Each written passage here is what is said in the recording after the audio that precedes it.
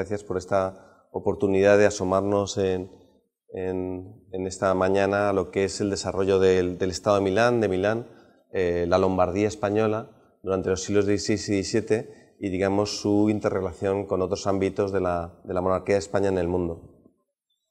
Bien, la verdad que mi tesis doctoral versó sobre el Estado de Milán en la monarquía de Carlos II, el Estado de Milán en el siglo XVII, la Lombardía española, que son sinónimos, y mi interés desde el principio de mi labor investigadora fue aproximarme a los dominios europeos de la monarquía.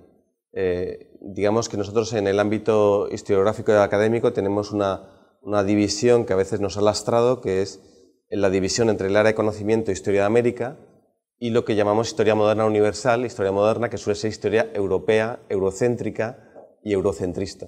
Entonces el diálogo entre los dos continentes, entre América y Europa, que en la monarquía era natural, en el ámbito científico académico ha sido bastante poco natural hasta hace pocos lustros. Es decir, teníamos los americanistas que trabajaban en la América virreinal y teníamos los que trabajaban sobre todo historia local de España. En los años 80-90 del siglo pasado, la historiografía española se abrió, coincidiendo también con la entrada en la Unión Europea en 1985, en la entonces Comisión Económica de la CEE, la Comunidad Económica Europea, y la historiografía, que normalmente se había centrado mucho en lo local, en lo español, tuvo mayor interés por esa construcción que era la monarquía de España en los siglos XVI, XVII y XVIII y su proyección en otras áreas. En particular, en la monarquía de España, como ustedes saben, en el siglo XVII forma parte hasta 1640 el Reino de Portugal, todo el imperio ultramarino portugués, es decir, las posesiones de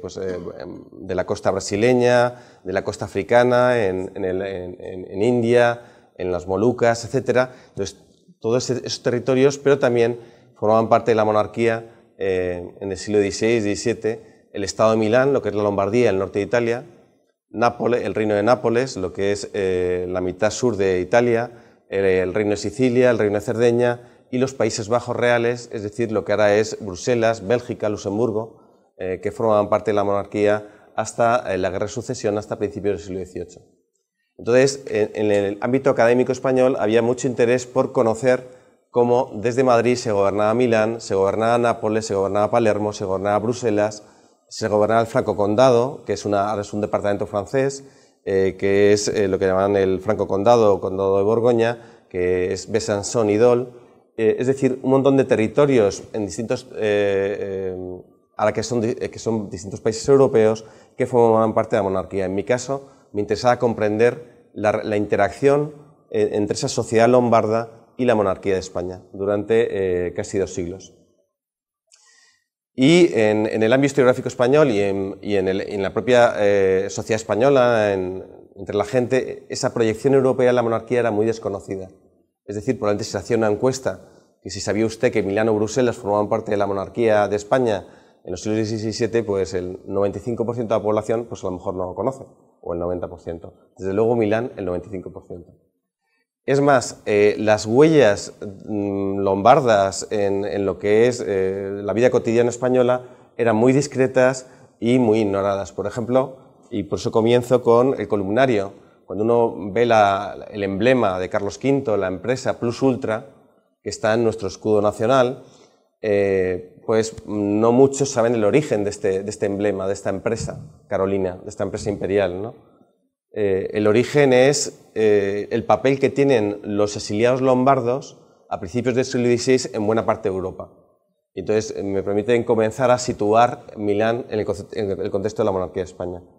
Bien, en 1494, en los últimos años del siglo XV, comienza un ciclo importante en la historia europea que son las guerras de Italia.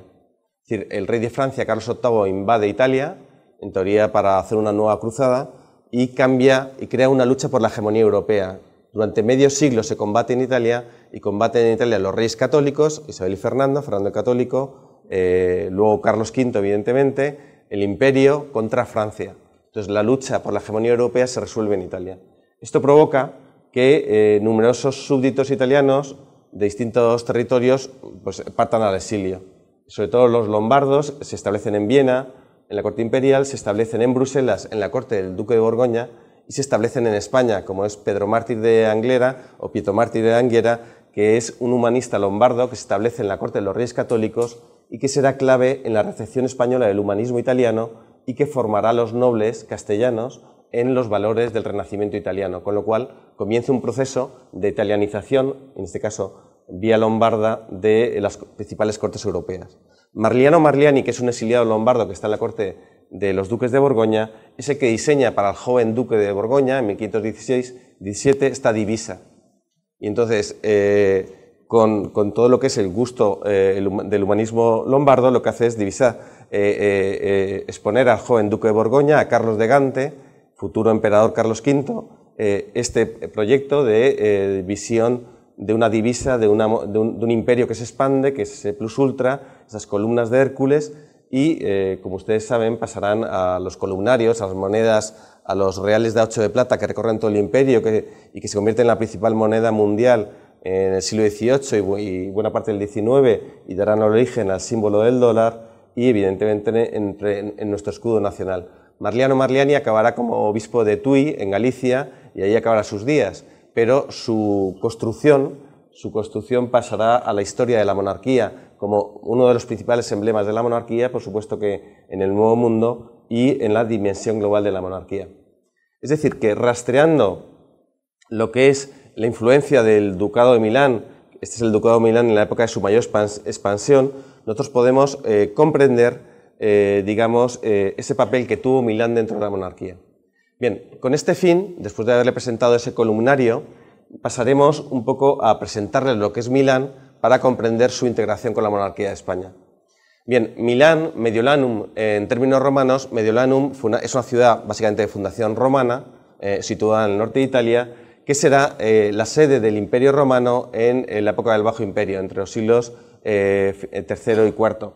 Es residencia imperial, es sede a veces del imperio en determinadas fases del Bajo Imperio y, bueno, con la crisis del imperio mantiene su importancia como una de las principales ciudades italianas y en la Edad Media hay un comune de Milano que es muy potente, desafía a los emperadores, combate con la Liga Lombarda, con una liga urbana contra Federico I y Federico II, los emperadores Staufen, y como el conjunto de Italia en la Baja Edad Media, en los siglos XIV y XV, pasa de comune, de gobierno urbano, de oligarquía urbana, a signoría. Es decir, es controlada por una familia, en este caso los Visconti, y los Visconti en algún momento llegan a controlar buena parte del norte de Italia. Como pueden ver, en este periodo de máxima expansión del Ducado de Milán, el duque de Milán controla buena parte de Italia y se puede decir que Italia tiene, en la Baja Edad Media tiene tres polos. Un polo que es el Reino de Nápoles, que gobierna todo el sur de Italia. Está Roma, el obispo de Roma, el Papa en el medio. Todavía no existen unos grandes estados pontificios.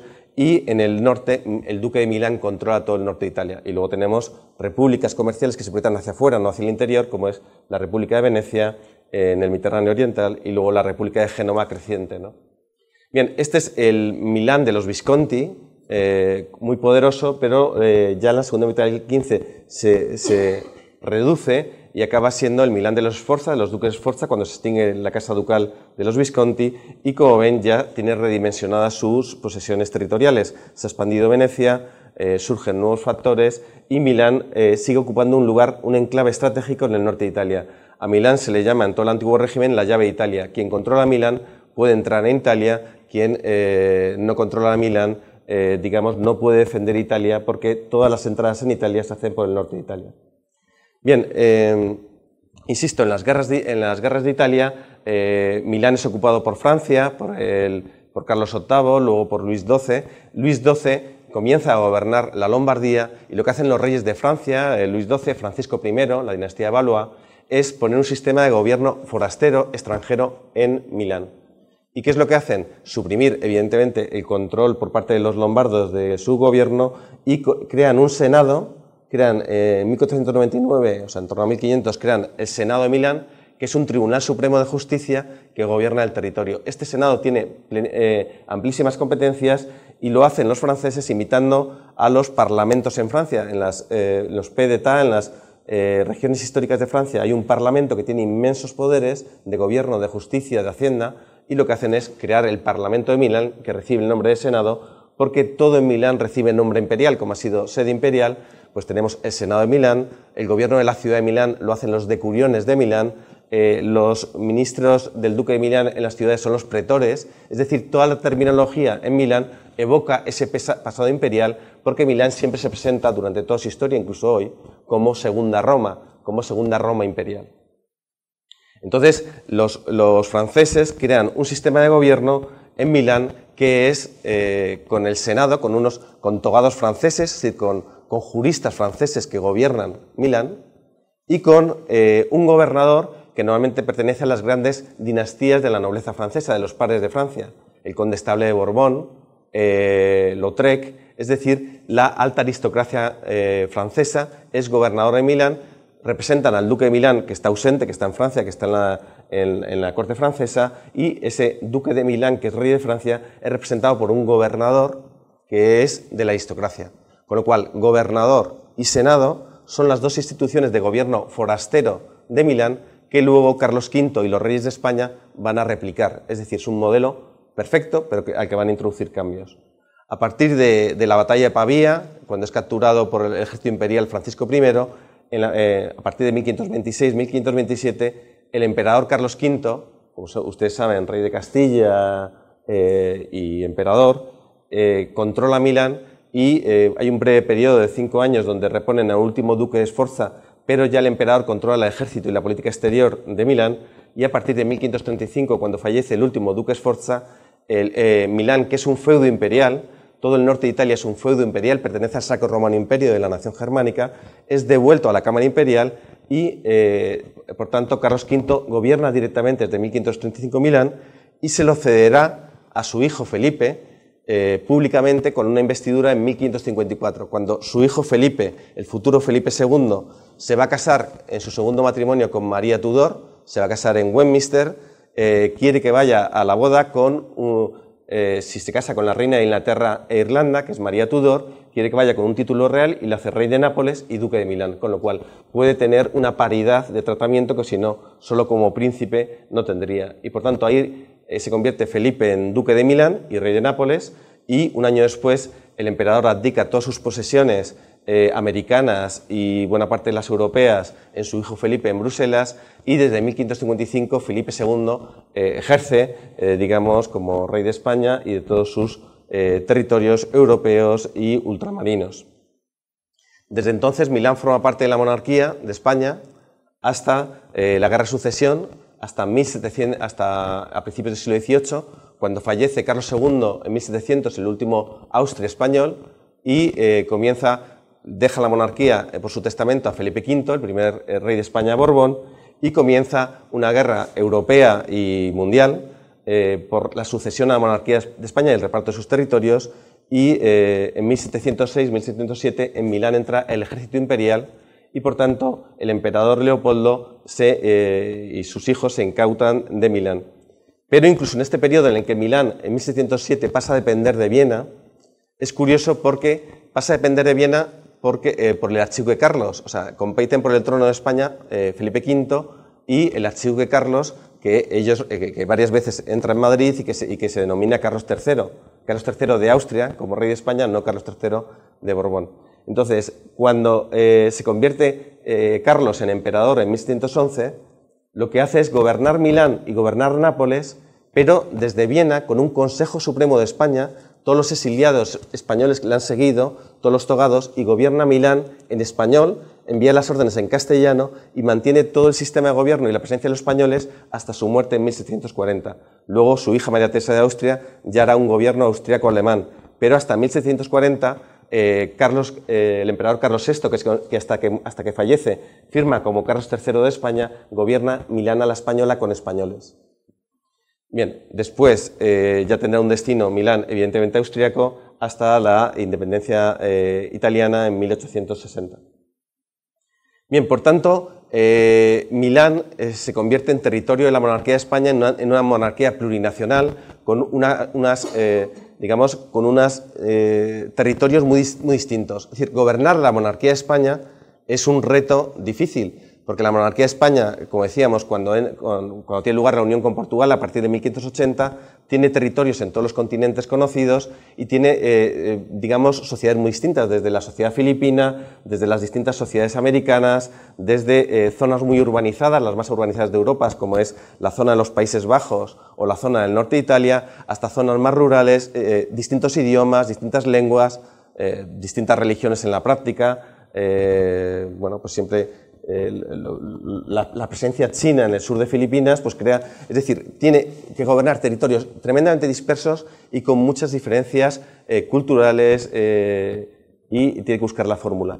En ese sentido, simplemente recordar que Milán aporta a esa monarquía, a ese imperio de Carlos V y a esa monarquía de Felipe II, artistas que no solo dan la imagen del columnario. Aquí tenemos los Leoni que trabajaban en Milán, que hacen el Carlos V aplastando el furor después de la victoria imperial en Mühlberg de 1547, es esta construcción que está en el museo, esta estatua que está en el Museo del Prado, el conjunto de la familia imperial y real que está en el Escorial, o esta imagen que es del príncipe Felipe entonces, duque de Milán, y luego Felipe II, que en 1554, cuando tiene lugar la boda en Westminster, la colocan, la hacen los Leoni en Milán y la colocan en el centro de la ciudad, en la plaza de la ciudad, explicando a los milaneses que tienen un nuevo señor, un nuevo duque de Milán, ahora está en el Prado, que es Felipe, duque de Milán y futuro rey de Castilla, y así el pueblo lombardo se puede acercar a este nuevo rey,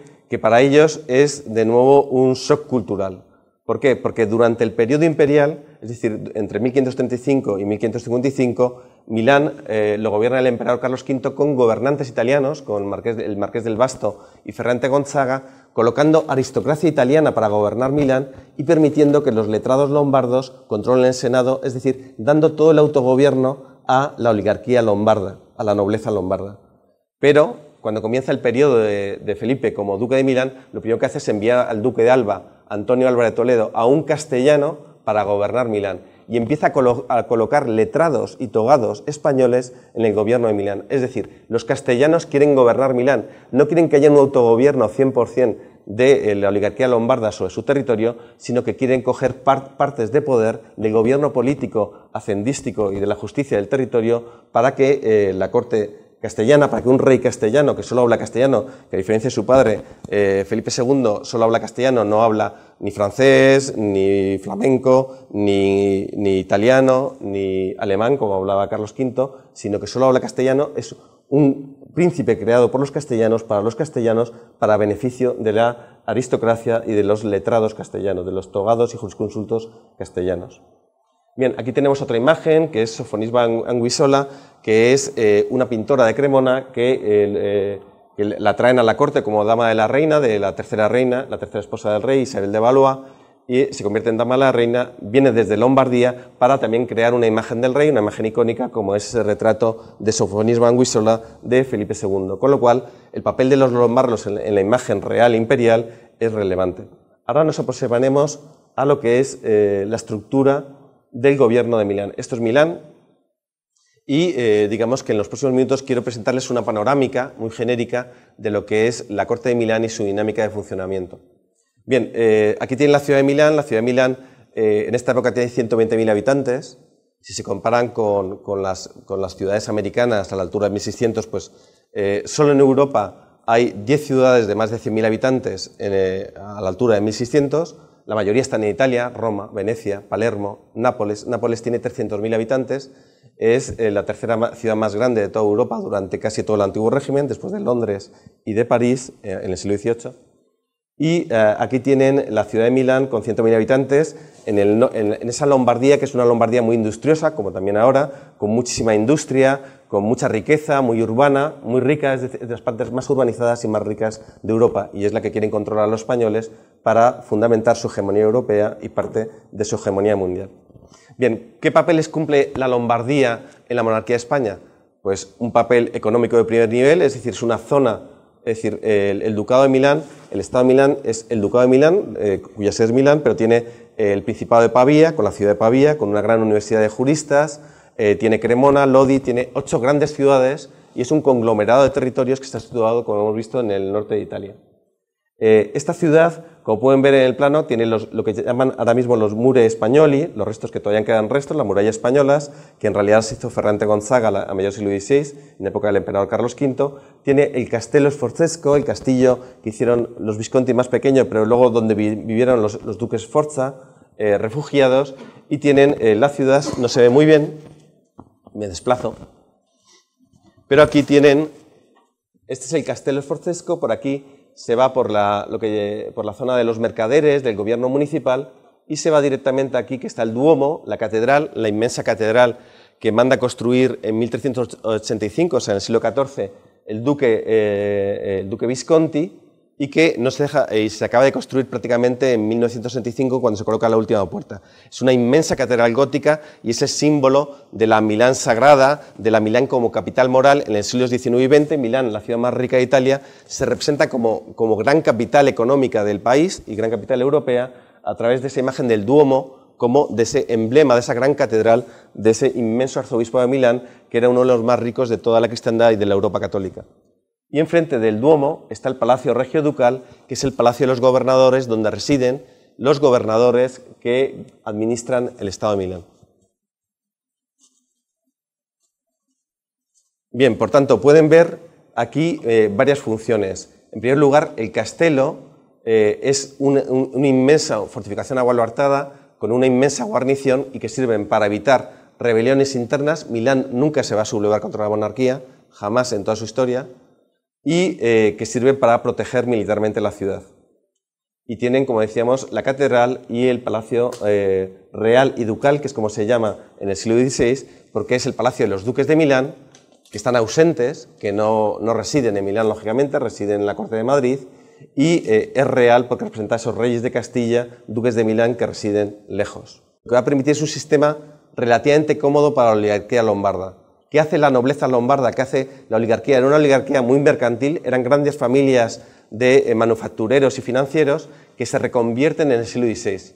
Entonces, ¿cómo se reconvierten? Como el duque de Milán está muy lejos, ya no reside, lo que hacen es gobernar la ciudad, asegurarse el monopolio de control de la ciudad. Hay un consejo de 60 decuriones y un tribunal de provisión de 12, y todos son patricios lombardos. Es decir, se crea la categoría del patriciado milanés. ¿Qué es el patriciado milanés? Toda esa vieja oligarquía urbana emprendedora se reconvierte en nobleza, se convierte en la buena sociedad y crean los conservadores de órdenes, por el cual nadie puede entrar en estas familias sin el visto bueno de las familias. Es decir, hay unas 80, 90 familias que son el patriciado lombardo y crean un mecanismo por el cual el duque de Milán, rey de España, Felipe II, no puede meter ninguna familia en la oligarquía urbana. Les pide que para poder entrar en el patriciado lombardo tienes que residir durante 3 generaciones en Milán, con lo cual todos los españoles recién llegados no podían, tampoco los advenedizos lombardos de las provincias enriquecidos con los negocios pueden entrar, tienen que esperar un siglo y tienen que no ejercer los oficios viles y mecánicos y tener el visto bueno de esas familias, con lo cual crean un sistema en el que se blinda el gobierno de la ciudad para el patriciado. Además de controlar el gobierno de la ciudad y todos sus recursos, controlan el Banco de Sant'Ambrogio, que es la principal institución financiera, con lo cual los que controlan, los conservadores del Banco de Sant'Ambrogio son patricios.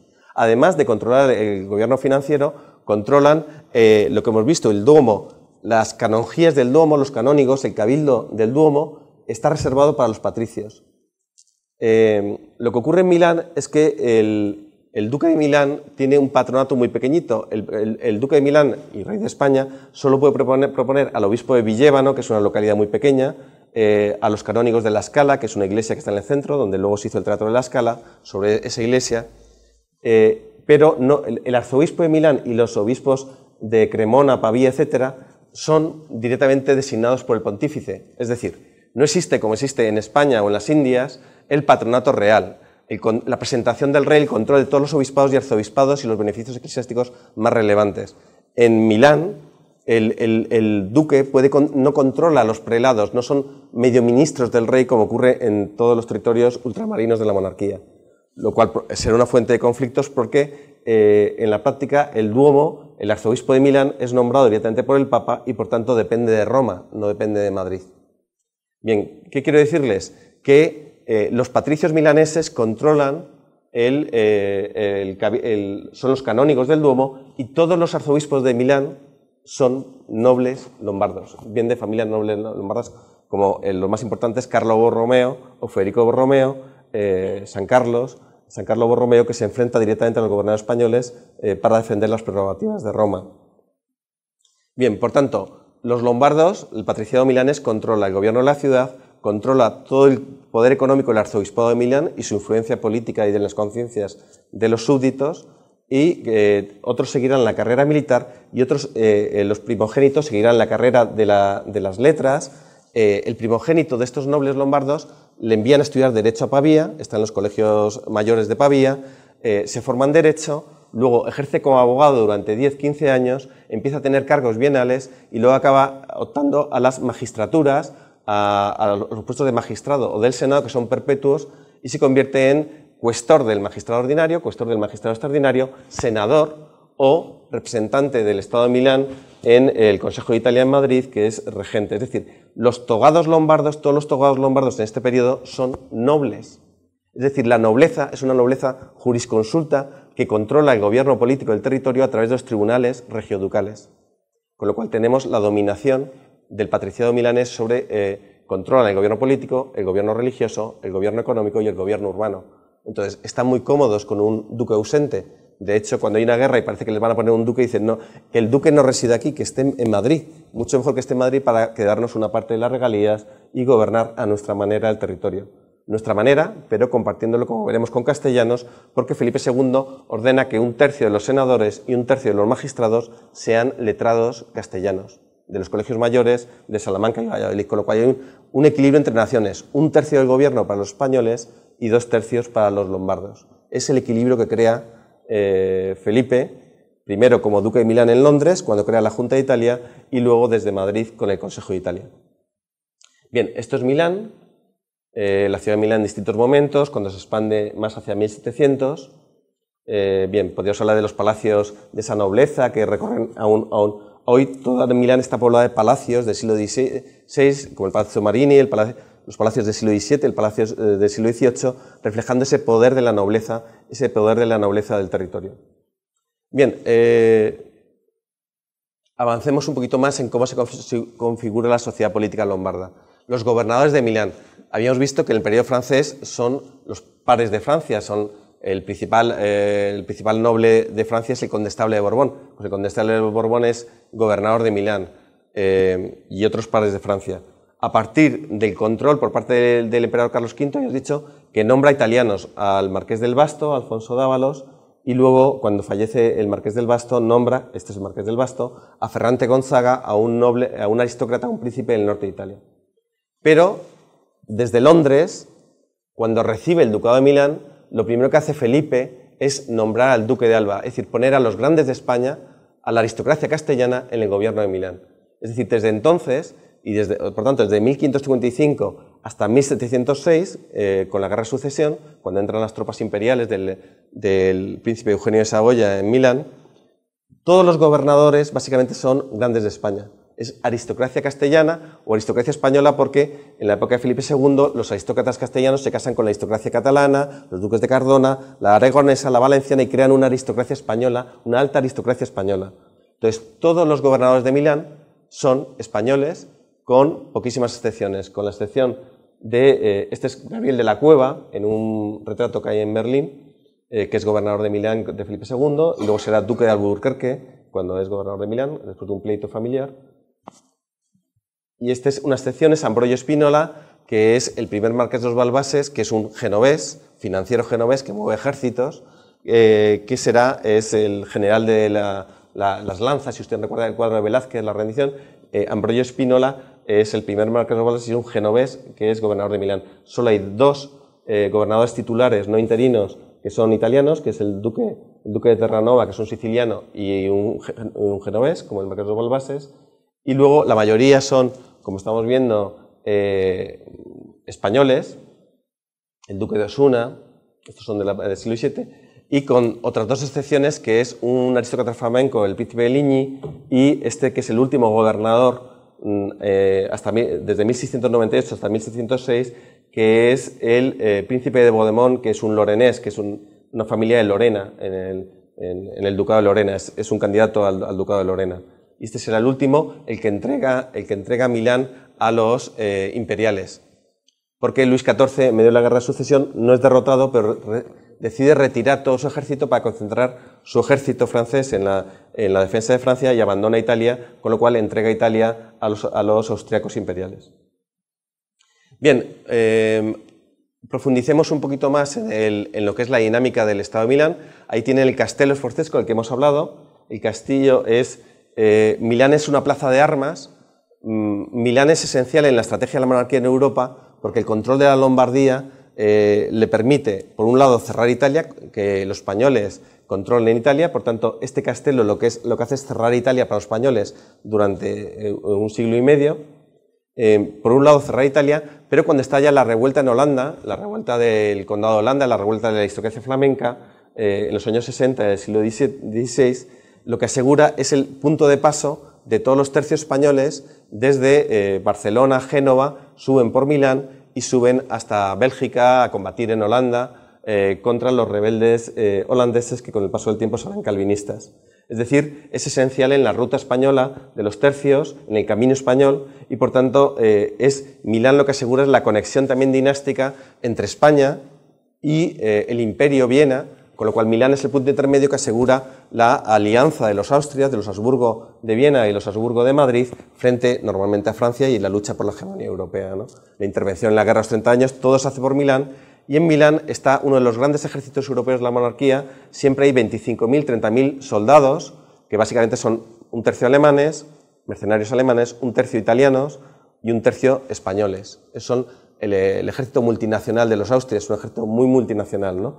Y entonces tiene su sede en este castillo inmenso, una fortificación abolartada gigantesca, que es una de las muchas que tiene la monarquía, digamos, esas fortificaciones que hacen los ingenieros italianos en toda la monarquía, en el Caribe, en América, en Asia. Bueno, pues es el mismo modelo de una fortificación con baluartes, etc. Bien, este es un dibujito de la guerra de sucesión, de cuando en 1607 quieren entrar los austríacos en el castillo que controlan los españoles franceses. Y aquí pueden ver, pues, bueno, la fortaleza en movimiento, ¿no? Insisto, nos quedamos con la imagen de la relevancia que tiene esa dimensión militar como plaza de armas de Milán, junto con Flandes. En Flandes está el grueso del ejército y en Milán está el segundo más bloque importante del ejército. En España hay muy poco ejército. La mayoría del ejército está en Milán y está cerca de Bruselas. Es donde se juega la hegemonía europea. No se juega la hegemonía europea cerca de la península, sino en el corazón, en la columna vertebral de Europa, que es ese territorio que va desde Bruselas a Milán y que es base para la hegemonía europea desde el siglo XVI hasta la Segunda Guerra Mundial. Bien, ahí tienen el Duomo en un antiguo grabado y el Palacio Regio Ducal, del que vamos a hablar un poco, que es donde residen los gobernadores. Aquí tiene una planta del Palacio Regio Ducal y lo que tenemos es un cambio porque los gobernadores, a partir de Ferrante Gonzaga, abandonan el castillo, o sea, abandonan esa idea de dominio militar y pasan a vivir en el antiguo Palacio de los Visconti, que había sido abandonado por los Sforza. Los Sforza vivían en el castillo con esa imagen de tiranía, de dominio militar. Y aquí, frente al Duomo, Ferrante Gonzaga ordena construir un jardín, un cortile, un gran patio, y ese será el Palacio de los Gobernadores a mediados del siglo XVI. Es decir, se opta de un modelo militar de control del territorio por un modelo civil de negociación con la oligarquía y sin defensa, o sea, más expuesto a... y esta es una planta de 1740, y a partir de esta planta podemos comprender cómo se gobierna un territorio dentro de la monarquía de España. Entonces me voy a desplazar un momento y les voy a explicar varias dependencias que luego voy a vincular con el gobierno en este último tramo de la exposición.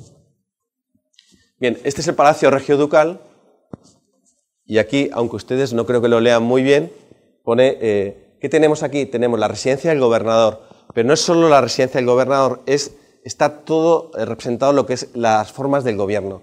Tenemos aquí al Senado, la Cancillería Secreta, el Magistrado Ordinario Extraordinario, es decir, los tribunales de la Hacienda y los tribunales jurídicos están dentro del Palacio del Gobernador. Es lo mismo que ocurre en el Palacio Real de Madrid. El Palacio Real de Madrid, en la época de los Austrias, en la primera planta está el Consejo de Indias, el Consejo de Portugal, el Consejo de Flandes, el Consejo de Aragón, el Consejo de Castilla. Están todos los consejos, el Consejo de Estado, están en la primera planta. Y en la segunda planta están las residencias del rey y de la reina, el Salón Dorado, donde se hacen las comedias de Calderón, y la capilla real en el centro. Es decir, confluyen el gobierno político y lo que es la residencia doméstica de los reyes. Pues aquí ocurre igual. Tenemos el Senado, las Secretarías de Estado y Guerra del gobernador, tenemos, digamos, todos los oficios, el oficio del sueldo, que es el que paga el ejército, porque el gobernador, como veremos, es capitán general del ejército. Tenemos los teatros, el teatro antiguo y el teatro nuevo, los teatros donde se representan las obras del siglo de oro y las obras italianas y las óperas cantadas en el siglo XVII, con lo cual es la circulación cultural. Tenemos las guardias, la zona de las guardias, con lo cual la dimensión militar, los alabarderos y piqueros alemanes y suizos que acompañan al gobernador, y tenemos las dependencias privadas, la galería de retratos de los gobernadores, es decir, la función ceremonial, la función de sociabilidad, la función económica, la función militar y la función política convergen en el Palacio Regioducal, como convergen en el Palacio Real de Madrid, como convergen en el Palacio de Lima. Es decir, el Palacio Virreinal de Lima. Todos los espacios, en una visión de antiguo régimen, se funden porque hay una dialéctica entre las diferentes dimensiones a las que voy a aludir de forma muy breve en estos minutos. Y proyectan el escudo de su casa, su linaje, en todos sus actos administrativos. Estos son los restos de la época de los Visconti del Palacio Regioducal y aquí tienen el cortile. Entonces pueden ver, insisto, ahí está el Senado, ahí están los grandes tribunales donde hay jueces perpetuos y el gobernador tiene que supervisar la labor de los tribunales, con lo cual tiene una función política, supervisar los tribunales. Cada vez que hay una vacante de un puesto permanente, él propone una terna al rey y la envía al Consejo de Italia y a Madrid, con lo cual tiene mecanismos para influir en la carrera ministerial de la aristocracia lombarda, en la nobleza lombarda. Insisto, los lombardos mandan a su hijo primogénito a formarse a Pavía, hacen lo que ellos llaman el corso delle lettere y la vía de la virtud, que es el trabajo jurídico, las fatigas jurídicas, y quieren obtener los puestos de cuestores y senadores, porque uno que es nombrado cuestor o senador, hay 14 asientos senatoriales, fallece en el cargo, como ocurre con los oidores, las audiencias, etc. Uno fallece ejerciendo el puesto y teniendo una dinastía, un poder, los ministros, los senadores en Milán se les llaman los semidioses. Deciden sobre la hacienda, los pleitos civiles criminales. Entonces, ser senador era llegar a o ser presidente del Senado era la culminación del curs honorum y del poder local a nivel político. Y el gobernador tiene que supervisar esta labor, tiene que, digamos, supervisar toda esa misión política. Pero lo curioso es que, aparte de estos poderes políticos que tiene el gobernador, actúa mucho más como capitán general. Él es gobernador y tiene un nombramiento por el Consejo de Italia, pero a la vez es capitán general y tiene un nombramiento por el Consejo de Estado de Madrid.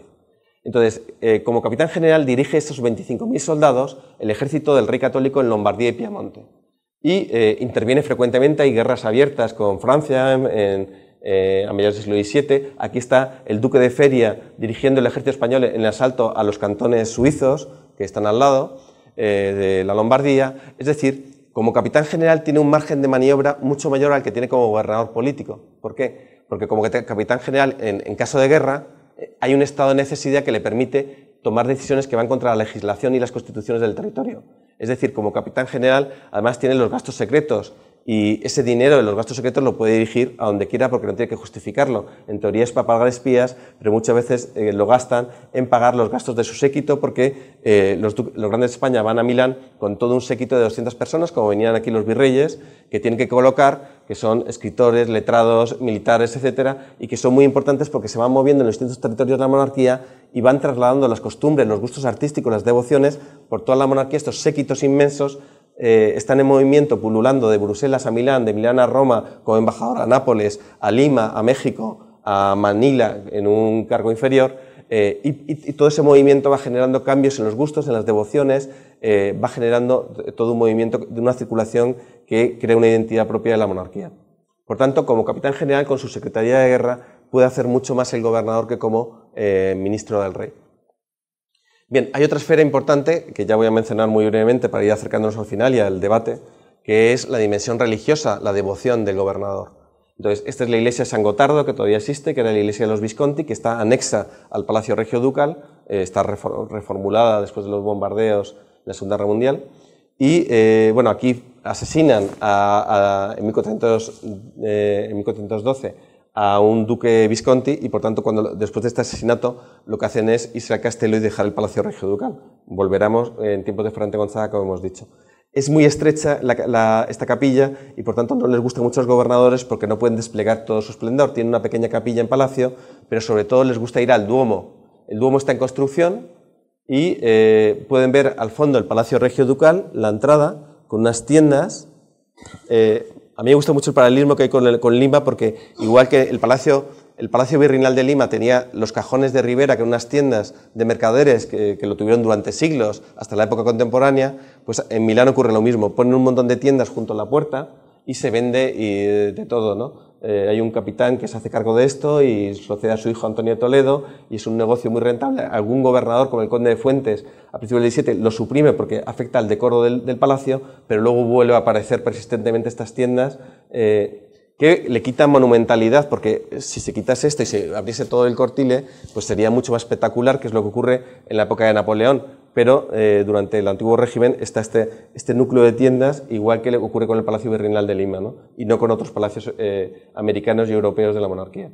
Aquí tiene el Duomo en construcción, el Duomo va avanzando, aquí tienen... Entonces, a través de esto podemos ver la compleja relación entre el arzobispo y la corte arzobispal y la corte real. Al fondo está el Palacio Regio Ducal, pero hay una tensión entre el Duomo, con el arzobispo de Milán, el arzobispo de Milán, que es el más rico de la Europa católica, junto con el de Toledo, y el propio gobernador representante del duque de Milán y del rey de España.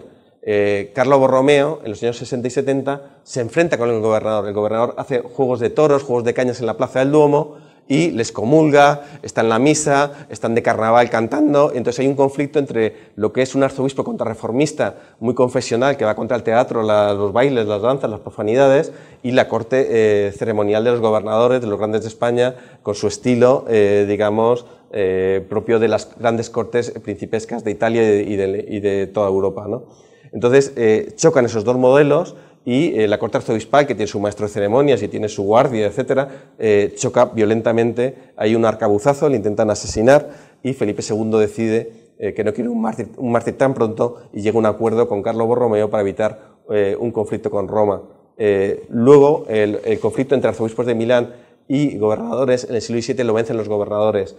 Incluso los arzobispos de Milán a veces no residen en Milán para no tener que humillarse en la audiencia con los gobernadores, con lo cual en la época de Carlo Borromeo los gobernadores españoles tienen que ceder a veces frente al arzobispo, pero posteriormente se impone la corte de los gobernadores frente al arzobispo de Milán. Dos cuestiones más sobre la esfera religiosa.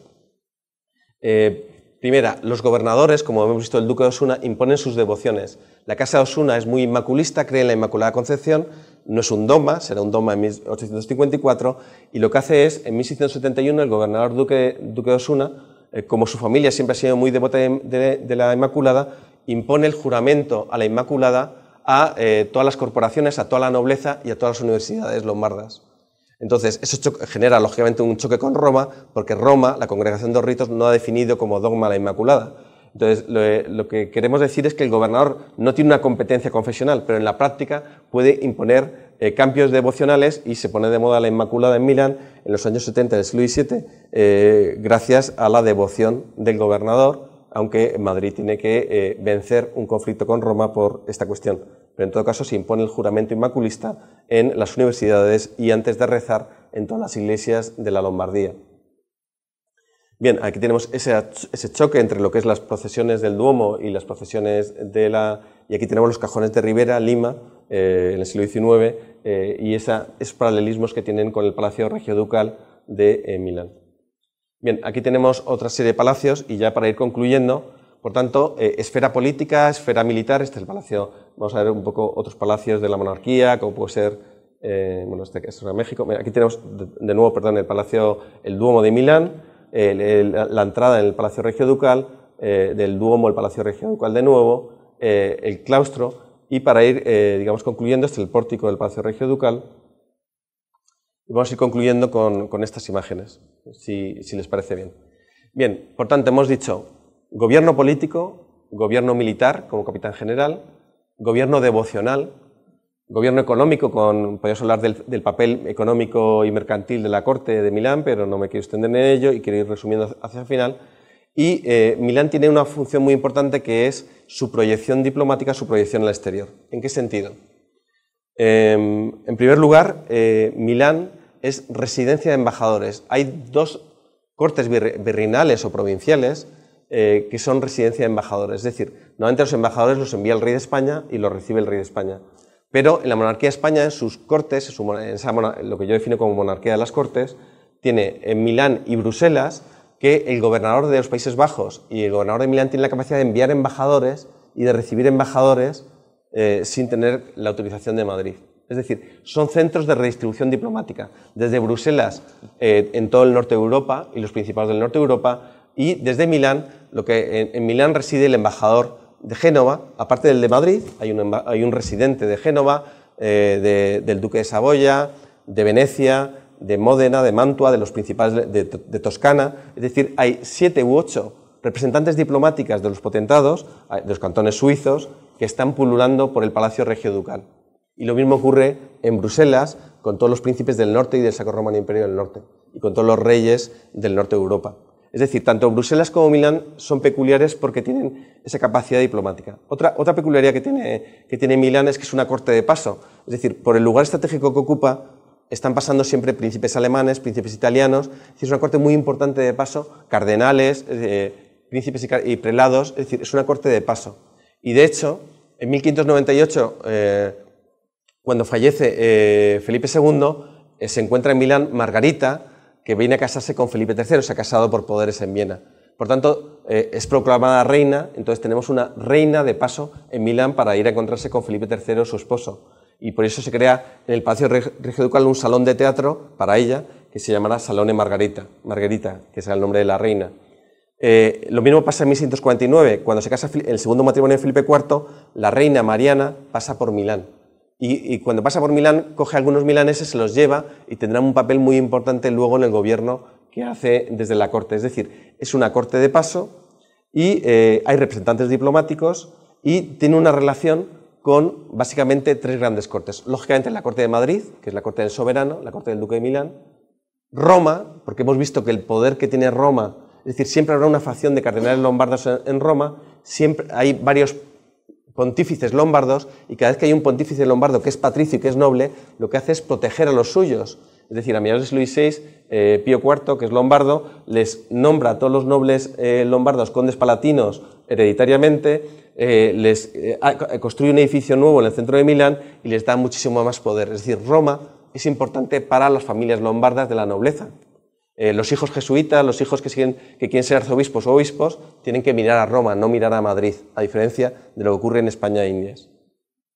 Y por último Viena, porque es un feudo imperial y porque el emperador siempre tiene un grupo de servidores lombardos, tiene en su casa, en las casas imperiales, en el ejército, siempre nobles lombardos, con lo cual Milán siempre está situada entre Madrid, Roma y Viena. Y concluimos, esta es la imagen de la plaza del Palacio Regioducal cuando en 1711 Carlos III, archiduque Carlos, estaba en Barcelona, deja Barcelona porque es elegido emperador, pasa por Milán, es reconocido por toda Italia como rey de España Carlos III y se traslada a Viena, donde va a ser el emperador Carlos VI hasta su muerte en 1640. Insisto, Carlos VI emperador, Carlos III de España, así firmará hasta la muerte y así le permite un tratado con Felipe V, el Tratado de Viena de 1725, que firme hasta la muerte como rey de España y jefe de la otra y gran maestre del Toisón de Oro, y el Toisón de Oro se divide en 2 ramas, la rama de Madrid y la rama de Viena, y con esto concluimos viendo lo que es esa metamorfosis de la Lombardía española a lo largo de los siglos en una perspectiva comparada. Gracias.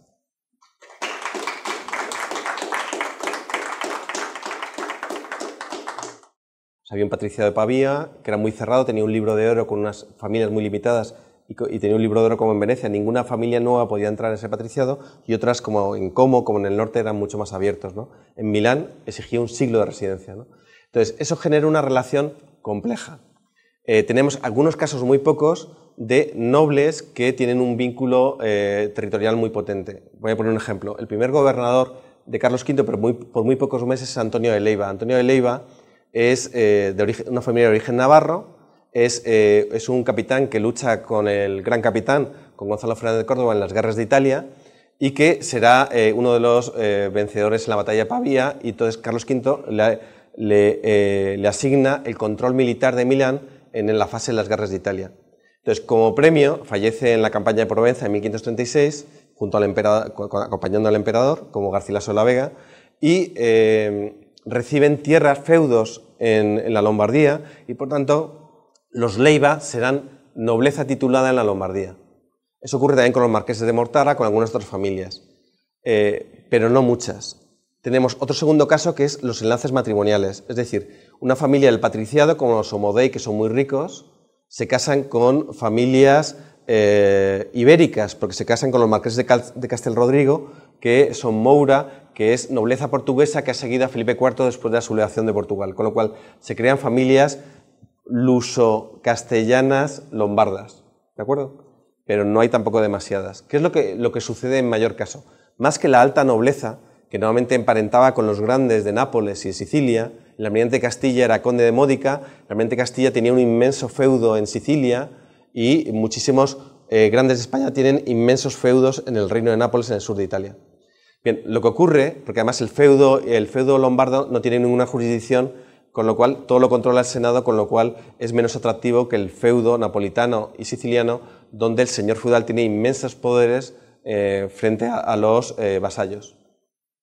Bien, lo que ocurre es que familias que provienen del ejército, o que son letrados, o que son hijos de juristas o juristas, lo que hacen es, cuando alguien es gran canciller, como Diego de Salazar en el Milán de Felipe III, de pronto, en vez de volver a España para formar parte del Consejo de Castilla o para seguir el cursus honorum, decide quedarse en Milán. Casa a sus hijos con los principales ponentes de la nobleza lombarda y crean una nueva familia en el territorio. ¿De acuerdo? Entonces, eso lo hacen los Salazar, los Suárez, los Rosales, los Patiño, que tienen origen gallego. Entonces, hay muchas familias, pero que son o hijos de militares o hijos de letrados, cargos medios o altos, pero de la administración, no grandes de España, que se vinculan con el territorio. Entonces surge lo que se llama en el siglo VII los genízaros.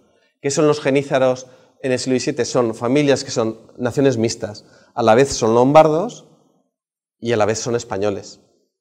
Es curioso porque no existe la naturaleza española, existe la naturaleza castellana, la aragonesa, la valenciana, es decir, la reserva de oficios para tu nación. En Castilla solo pueden tener oficios los castellanos, en Cataluña los catalanes, en Aragón los aragoneses, en Valencia los valencianos. Pero no hay una naturaleza española, porque jurídicamente no hay una nación española, aunque hay una nación española cultural, pero no hay una nación española jurídica.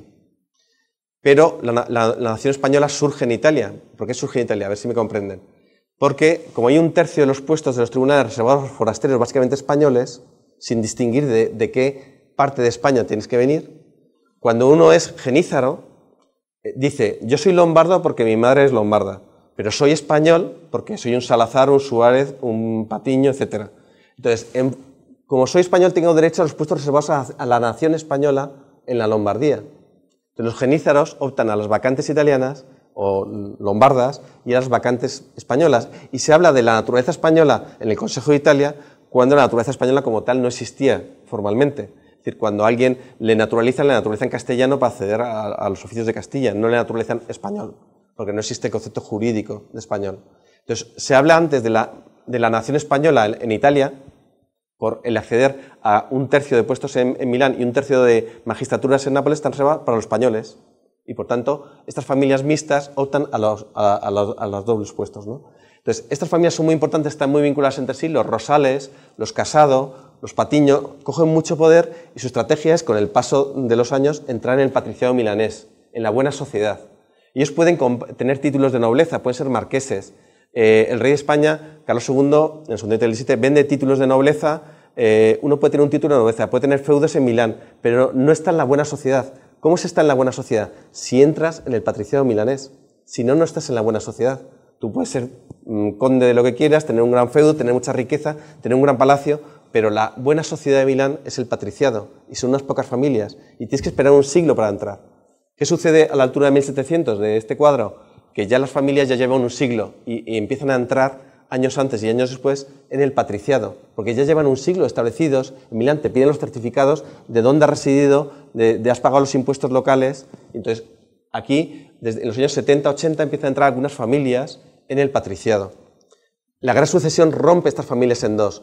Los Rosales se quedan en Milán y los Patiño y los Casado se van con Felipe V y vuelven a España. Entonces rompe la estrategia de estas familias de arraigar en el territorio. José Patiño y Baltasar Patiño serán ministros de Felipe V. José Patiño es el principal ministro, el secretario, tiene 4 de las 5 secretarias borbónicas y es el principal ministro de Felipe V, el más poderoso, pero es milanés. Y a veces se llama Giuseppe Patiño, José Patiño, y su familia lleva un siglo en Milán. Los Rosales, los Casados serán embajadores en toda Europa de Felipe V, dejando a su madre en Milán. La madre de Patiño está en Milán y hostigada por los Habsburgo de Viena, y los Rosales, en cambio, se quedan en Milán y se casan con las grandes familias pro Viena, con los Visconti de Borgotaro. Será una familia que luego en el siglo XIX promueven la independencia italiana, son amigos de la independencia italiana, son ingenieros, y sigue habiendo una María Rosales en Milán, que viene de estas familias, que ha sido aristocracia de la Lombardía austriaca y luego aristocracia italiana, y sigue residiendo en Milán. María Rosales, que viene de los Rosales que vienen desde Sevilla y se establecen en Milán a la altura de 1600, con lo cual son unas familias mixtas. Pues todas estas, digamos, familias judías y su impacto y su futuro, bueno, pues uno cuando va por Roma ve el gueto romano, el gueto judío en Roma, etcétera, pues ve todo este trauma que es, bueno, pues hay hasta novelas que recogen esas familias judías que de pronto son desplazadas en la Segunda Guerra Mundial, ¿no? En Milán lo que tenemos es un grupo de familias judías que persisten en esta persecución. En el siglo XVII, en la época de Carlos II, pues hay un número muy pequeño, 150 familias judías dispersas por el territorio, ¿no? Entonces el Consejo de Italia debate qué hace con los judíos y deciden que sigan en el territorio, que paguen unos impuestos especiales y que se mantengan en el territorio. Digamos que en la época de Carlos II hay un giro hacia los judíos. Es decir, por un lado, al principio del reinado se decide expulsar a los judíos de Orán en 1669, pero luego la monarquía que está cambiando, la monarquía de Carlos II pasa a ser muy confesional, el rey como defensor de la fe católica. De hecho, en muchas partes del Perú sale Carlos II con la defensa de la Eucaristía frente a los moros. Es una imagen muy habitual en la mayoría de los conventos y catedrales en Cuzco, en Arequipa o en Lima. Entonces, propagandísticamente, el rey de España sigue presentándose en el Asunto del XVII como el defensor de la fe católica y propagador de la fe, evangelizador en los nuevos mundos. Es la imagen de los sermones, de la pietas austríaca, de la pietas hispánica, la Eucaristía, la Inmaculada, etc. Pero a nivel práctico está cambiando porque el rey ya no es solo defensor de la fe católica, sino es promotor del comercio. Es decir, hay un cambio, se crean las juntas de comercio en toda la monarquía, en todas las ciudades de la monarquía. En los años 60-70 surgen juntas de comercio y va cambiando la idea del rey, que no es solo defensor de la fe católica, rey católico, desde la época de los reyes católicos, sino que es promotor del comercio. Se empieza a hablar de la abundancia, la felicidad de los súbditos. Es decir, está cambiando la legitimación del papel del rey padre, rey pastor, rey promotor del comercio. En los años 70 hay una auténtica moda y además se importan modelos, compañías holandesas. Es decir, Holanda, la calvinista Holanda se convierte en un modelo. La monarquía está cambiando porque digamos, la monarquía, los principales aliados de la monarquía junto con el emperador es Guillermo Orange, es decir, contra Francia. Luis XIV combate contra todos, con lo cual hay una lucha, digamos, hay la protección de Holanda. Cuando Luis XIV está a punto de invadir Holanda, lo que hacen es declarar la monarquía de España en la guerra a Francia para salvar a Holanda, porque si caía Holanda, caía Bruselas y Luxemburgo. Con lo cual, el principal aliado de la monarquía durante toda la segunda mitad del siglo XVII es Holanda, y hay un giro comercial que es básico para entender un poco la política de los reyes católicos en el mundo. Perdona, porque yo me estoy yendo. ¿La pregunta era? ¿La retomamos? Por tanto, y concluyo, en muchos sitios de la monarquía se habla de crear puertos francos para estimular el comercio. Y los puertos francos, que son puertos exentos, por ejemplo en Mesina, se dice, bueno, pues creamos un puerto santo y la Inquisición no puede controlar porque aquí va a haber calvinistas, va a haber anglicanos, va a haber ingleses, va a haber holandeses y va a haber judíos. Es decir, se crean barrios en los puertos francos, en los territorios de la monarquía, para permitir que vuelvan los judíos porque activan el comercio. Es decir, esa nueva dimensión mercantil de la monarquía hace que se consigan privilegios para ser exentos por la Inquisición y que vuelvan a movilizar el comercio de la monarquía. la relación entre monarquía e idioma es, como hemos dicho al principio, muy compleja. Una cosa es, evidentemente, la monarquía de los reyes católicos, la unión entre Isabel y Fernando. Otra cosa es el imperio de Carlos V, que es un periodo radicalmente distinto, donde no se puede hablar de monarquía de España desde mi punto de vista, porque tiene un montón de territorios en todo el mundo y es un imperio, es el imperio de Carlos V y es la dignidad imperial.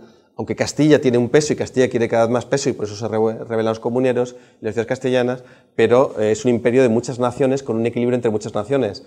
Carlos V morirá, nace en Gante en el año 1500 y morirá en Yuste en 1558, pero morirá rodeado de borgoñones, hablando borgoñón. En su séquito, cuando fallece en el monasterio en Extremadura de Yuste, se lleva pues 90 personas, de las cuales 89 son borgoñones, flamencos, aristocracia flamenca, y uno es el confesor, que es castellano. Es decir, nace y muere como un príncipe borgoñón hablando francés, aunque habla también español, italiano, alemán, etc. Habla algo de flamenco, aunque sobre todo habla francés, aunque no le gustan a los flamencos, pero aunque ha nacido en Gante, el flamenco no le da mucho valor lingüístico. Bien, por tanto, tenemos un emperador multinacional, multilingüista. En cambio, lo que querían las comunidades es que el rey no saliese de Castilla y fuera para Castilla. Y las comunidades fracasan militarmente, fracasa la sublevación, pero vencen en parte de su programa. ¿Por qué? Porque aseguran que Felipe, el príncipe Felipe, es educado por preceptores castellanos, se mueve en un círculo castellano y durante décadas todos los que rodean a Felipe son castellanos. Con lo cual, ellos consiguen, no está en Bruselas Felipe con su padre, no está en Augsburgo, no está en el imperio, está en Castilla, controlado por los castellanos, con lo cual tiene una educación devocional castellana, tiene una educación política y social castellana. Y solo habla castellano, habla un poquito de latín, Silicio fracasa en su formación en latín, no habla francés, no habla italiano, no habla alemán. Entonces, cuando en 1548, después de la victoria de Mühlberg, Carlos V le lleva y dice, bueno, ahora soy muy poderoso, vencido en Alemania y quiero que seas el futuro emperador. Entonces cambia todos los planes. Entonces le llama, hace el felicísimo viaje, llega a Milán y dicen, y la aristocracia italiana va a hablar con él, como hablaba con Carlos V, y no habla italiano, solo habla castellano. Y además le ven muy grave, no se sabe mover, está muy rígido, está muy formada la castellana. Entonces hablan de la gravedad castellana, vienen estos españoles tan rígidos a gobernarnos. Va a Alemania y tiene otras costumbres, bailan, toman cerveza, etc. Y él no baila a la alemana, que es una forma de los príncipes alemanes, Mauricio de Sajonia, etc. Están todos, entonces no la asumen. Llega a Bruselas, le hacen unas fiestas, le presentan como un amadís que va a salvar a Borgoña, pero no habla francés con la aristocracia flamenca, con los Orange, con los Aiguemont. Entonces hay un problema, es un príncipe castellano muy útil para Castilla, pero muy poco en formación lingüística, no sirve. Quiere que sea señor del mundo, pero no domina las lenguas del mundo y no habla con los príncipes alemanes, con la aristocracia italiana, con los príncipes italianos en su lengua como habla el emperador. Entonces, en 1555 recibe todos los territorios, no la dignidad imperial, que se queda en manos de Fernando, su hermano, aunque había un pacto de sucesión mutua en el imperio, pero que luego Fernando no cumple. Y lo que sucede es que en 1559 deja Bruselas y va a España y fija la corte en 1561 en Madrid. Entonces, Felipe es un rey de Castilla para Castilla, crea la monarquía de Castilla. O sea, no es ya el imperio de Carlos V, es una monarquía con hegemonía castellana, con la aristocracia castellana, con los letrados castellanos, con los colegiales mayores de Castilla y digamos que la Castilla recrea esa monarquía. Entonces se gobierna en castellano y por tanto se pierde la monarquía de las naciones de Felipe II. Pierden italianos, los flamencos están descontentos con tener al duque de Borgoña tan lejos y se subleva, la aristocracia católica se subleva contra él y luego se hará calvinista. Inicialmente Holanda era católica, pero se sublevan porque la aristocracia ha perdido el control, igual que se había sublevado Castilla antes en los años 20, es decir, Borgoña, los Países Bajos quieren ser la cabeza del imperio, no quieren ser la cola del imperio, y la aristocracia se subleva contra un duque de Borgoña ausente. Entonces, digamos que en la época de Felipe II, Felipe III, Felipe IV, lo que hay es una castellanización de la monarquía, la unión de la aristocracia crea España, porque en el momento que hay una aristocracia común ya existe España, los grandes de Castilla pasan a llamarse grandes de España a finales del siglo XVI, el título era Grande de Castilla, pero como ya hay una aristocracia española común, se llaman grandes de España de primera clase, segunda clase, etc. Entonces, se castellaniza el imperio, pero Italia se gobierna desde Madrid en español, pero también el Senado en italiano o en latín, en Bruselas igual, es decir, hay distintas lenguas, el Franco Condado en francés, es decir, hay distintas lenguas en toda la monarquía. Y la castellanización, pero es curioso como, por poner un ejemplo actual, Cataluña, pues la Cataluña de Carlos II, vemos como las cartas de los agentes que tenían en Madrid inicialmente son en catalán y en la época de Carlos II, sin ninguna norma, se pasa al castellano. Es decir, hay una castellanización gradual, pero no por legislación de la monarquía, sino porque es el idioma del grupo dominante. Bien, es un tema muy bonito y es una pregunta muy bonita porque hay bastante debate ahora mismo en Europa sobre esta cuestión, ¿no?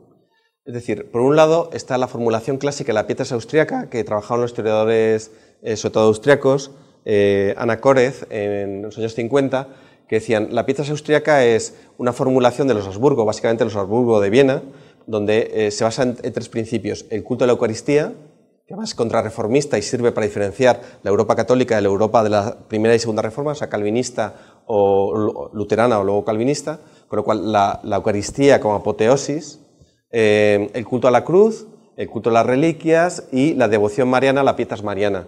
¿De acuerdo? Entonces, estos son los pilares de la pietas austriaca en su formulación historiográfica, ¿no? ¿Qué es lo que sucede? Que la realidad es mucho más compleja. ¿Por qué?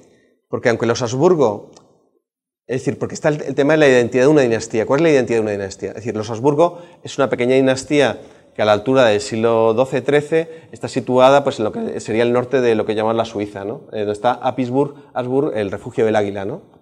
Bueno, pues ahí con todos los conflictos, las sublevaciones de los cantones helvéticos se van desplazando y como el papado no quiere una dinastía fuerte, no quiere unos otones o unos Staufen, coge y los partidarios de Roma ponen, los príncipes alemanes, electores partidarios de Roma, ponen a una dinastía menor, los Habsburgo, en la línea imperial, que casi no tenía territorios, con lo cual no era peligrosa para Roma, no podía bajar a Roma, como hacen los otones y los Staufen, conquistar Roma y convertir al obispo de Roma en un consejero espiritual de un emperador muy fuerte. ¿De acuerdo? Entonces, para debilitar al imperio, lo que hacen es elegir a una dinastía menor, los Habsburgo. Los Habsburgo tienen los ducados austriacos, que son 5 territorios, Tirol, Estiria, Carintia, Viena, con una burguesía que además les combate, la burguesía de Viena, pero digamos, tienen la dignidad imperial en varios momentos, junto con los Luxemburgo, los Wittelsbach de Baviera, en la Baja Edad Media. Entonces la dignidad imperial es importante para ellos. ¿Y qué es lo que hace Federico III o luego su hijo Maximiliano I? Casarse con los duques de Borgoña. ¿De acuerdo? Entonces es el gran salto de los Habsburgo. Los Habsburgo, que tienen pocos territorios y son no muy ricos entre los príncipes alemanes, aprovechando la muerte de Carlos de Borgoña en 1477, Carlos el Temerario, Francia quiere invadir toda Borgoña y quedarse todos esos territorios. Los duques de Borgoña son Valois y son feudatarios de Francia, con lo cual no es nada raro lo que pretenden los reyes de Francia, y lo que hacen es casar a María de Borgoña con Maximiliano I de Habsburgo. Entonces crean los Habsburgo-Borgoña. La aristocracia flamenca no le gusta nada a los Habsburgo y le echan a Maximiliano muchas veces, pero tienen a un hijo que es Felipe el Hermoso, Felipe el duque de Borgoña. Entonces crean una dinastía, los Habsburgo-Borgoña, pero digamos los Habsburgo están en Viena y Felipe está en Borgoña. Entonces, en realidad son borgoñones, no son alemanes. Es decir, la formación de Felipe, duque de Borgoña, marido de Juana la Loca, es borgoñona, es francesa, no es alemana. Y cuando nace Carlos, su hijo, futuro Carlos V, ese es su tente borgoñón. O sea, llamar alemán a Carlos de Gante, si no pisa Alemania hasta que tiene 20 años, su formación es en francés, le educa Erasmo de Rotterdam, es erasmista, la devoción, la forma de hacer banquetes es la de un duque de Borgoña, es caballero del Toisón de Oro, que lo creó Felipe el Bueno de Valois, es decir, es un Valois-Borgoña con sangre alemana Habsburgo, pero les han tenido muy lejos porque la aristocracia flamenca no quería que se acercaran a los Habsburgo para controlar al príncipe, lo quieren controlar ellos, el señor de Sevres y todos los flamencos, y cuando llega en 1517 a Santander es un francés borgoñón que de pronto se cuenta con Castilla, de golpe. Aprenderá castellano, después de la sublevación, sobre todo, después de la sublevación comunera, está de 1522 a 1529 en Castilla, aprende castellano, se hace amigos de los castellanos y se reconcilia con Castilla. Por tanto, se hace en parte castellano. Y luego ya irá a ser coronado emperador y se empieza a acercar al imperio. Pero los Habsburgo alemanes, en realidad, son los Borgoña, le llamamos los Austrias. Eran los Borgoña reconvertidos a castellanos con Felipe. Es decir, son borgoñones reconvertidos a castellanos. ¿Por qué vinculo esto con la pietas austriaca? Porque la formulación que dice Core de la Pietas austríaca es muy tardía. Es decir, aunque en teoría los Habsburgos reciben la línea imperial por un pacto con Dios, que es cuando Rodolfo, el conde Rodolfo, se encuentra con un sacerdote que va a dar el viático a un muerto, pero entonces se acerca y entonces acompaña el viático y entonces se dice, se creó un pacto con Dios a mediados del siglo XIII, por el cual Dios va a proteger a la Casa de Habsburgo y le va a dar imperios, tierras en todo el mundo y le va a convertir en su familia en la tierra. Entonces, esta es la formulación de la Pietas austríaca y con esos elementos, la Eucaristía, la Pietas mariana, etc. Pero, ¿qué problema hay? Que cuando fallece Carlos V, hay dos líneas de los Habsburgo-Borgoña, ¿vale? Trastámara, si queréis. Una línea es Felipe y otra línea es Fernando y su hijo, Maximiliano II. Maximiliano II, en el segundo del XVI, es utraquista, es muy cercano a los evangélicos. Entonces, no vale como un campeón contrarreformista. ¿Cómo se hace una Pietas austríaca sobre Maximiliano II, luego sobre Rodolfo, que son muy heterodoxos para el canon contrarreformista? Entonces, ¿quién es el canon de la contrarreforma? Felipe II. Felipe II es perfecto, es el príncipe católico por antonomasia, pero Maximiliano está coqueteando. En secreto se dice que comulga con las dos especies al modelo de los husitas, es decir, no les sirve como modelo. ¿Cuándo tendrán un campeón contrarreformista los Habsburgo de Viena? Con Fernando II, muy tarde, con la guerra de los 30 años.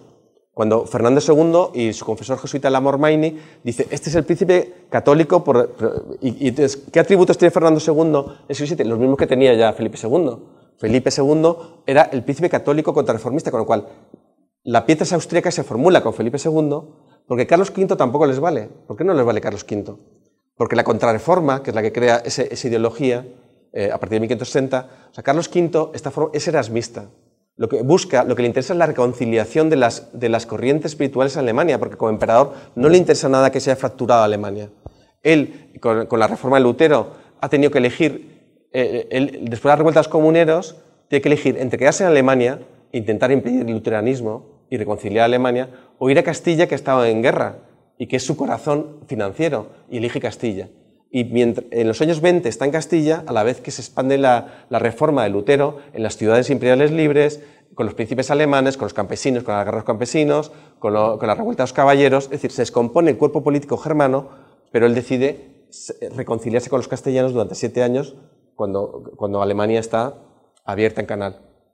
Entonces, cuando vuelve, lo que quiere es crear un concilio ecuménico y helenista de reconciliación, y todos sus consejeros, los Perrenot, no buscan machacar a los luteranos, buscan crear la confesión de Habsburgo, crear una confesión única dogmática mínima que reúna a toda Alemania, porque así el emperador tendrá más poder. Por tanto, no es un contrarreformista que va a matar a herejes, sino lo que quiere es restablecer la unidad del Sacro Romano Imperio y por tanto su unidad confesional. El calvinismo no les interesa, no es admitido en el imperio, la tercera reforma, pero la segunda reforma, durante mucho tiempo los teólogos, y él convoca teólogos, pero el papado está en contra, porque quiere reconciliar y quiere una confesión de mínimos, que sea un catolicismo de mínimos, que una a todo el imperio, luteranos, y ahí está Melanchthon, etc., ¿no? Entonces, y concluyo, la Pietas austríaca tiene una primera formulación con Felipe II, que luego se replica con Fernando II, emperador, y su formulación por Lamor Maini, que luego Leopoldo I, Fernando III, Leopoldo I, todos estos, Carlos VI, serán perfectos para la contrarreforma, Eucaristía, etc. Pero siempre te queda la duda, es como el ceremonial borgoñón famoso. Es decir, en realidad la monarquía y el imperio es un crisol de influencias, es decir, arrodillarse ante la Eucaristía, el viático y acompañar el viático es algo muy de la Pietas austríaca, pero ya lo hacían Fernando e Isabel antes de que llegasen los duques de Borgoña. Es una costumbre en los reyes de Castilla arrodillarse y acompañar al viático, con lo cual se habla de Pietas hispánica, de Pietas austríaca, hay circulaciones. La Inmaculada no está dentro nunca de la Pietas austríaca, pero es la exaltación de la devoción mariana.